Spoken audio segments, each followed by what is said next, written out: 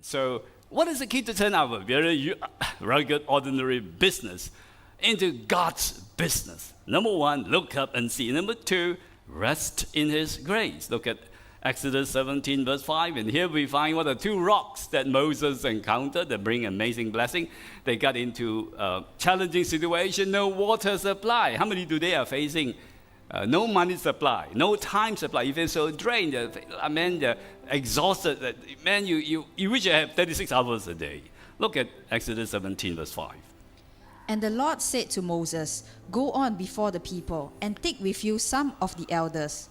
Also take in your hand your rod with which you struck the river, and go. Behold, I will stand before you there on the rock in Horeb, and you shall strike the rock, and water will come out of it, that the people may drink." Now there are two rocks that God used to supply Moses and the people, and it's a different Hebrew word. The first rock is the word shur. Say shur. In the Hebrew, it means a very sharp, because it means it's a very unpleasant rock. Sharp rock and cliff. And Horeb, in a place called Horeb, it means a rugged, desolate place.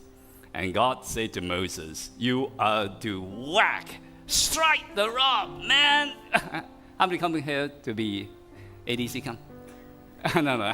I'm going to whack you, man. And whack the rock. And how many of us knew it is a picture of Christ? You remember, the Bible tells us the rock is Christ. But it's the first picture of Christ that Moses encountered, stricken for our sins. All right? It tells us one thing: Jesus Christ took our unrest. He took our unrest. When we go through a miserable situation, we're going to have unrest. If you are going through difficult challenges, you say, "Man, I have 100% peace, man, everything goes on fine." You're just lying. When you're going through difficult challenges, we are going to have unrest. But you know what? Jesus took our unrest that we can have His rest. In fact, the first battle subsequent to this, if you look at the context, if you read the Bible, expound the Bible, it's important for us to look at the context. Look at the context, and shortly after that, the experience is striking the rock and the water come forward. It's a picture of Christ stricken for our sins.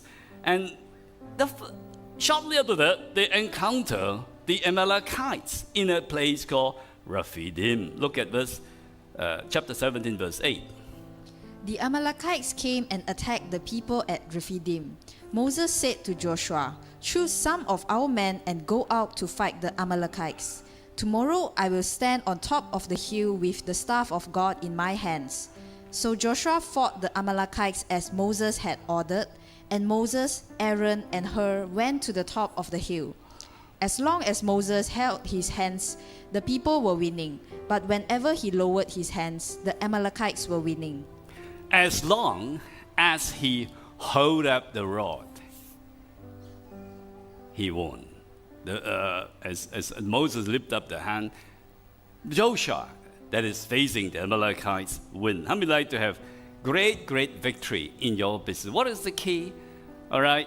You know, one of the dirtiest tricks of the devil is to keep us from unrest. You know, Rephidim in the Hebrew means peace. I can imagine the people just go into this particular place. It's a place called peace. It means rest. And that's where the devil comes in, attack them. The Amalekite came. Because you know why? The devil does not want you to live in rest. He doesn't want you to rest. That's why the book of Hebrews tells us, Hebrews chapter 4, verse 11. Let us therefore strive to enter that rest, so that no one may fall by the same sort of disobedience. Why the Amalekites, a picture of the devil, wanted to keep the people of God from Rephidim, rest? Because the place of rest is a place of blessing. Look at the miracle, the feeding of 5,000. What are they doing? They were sitting down. They were not busy cooking, preparing things.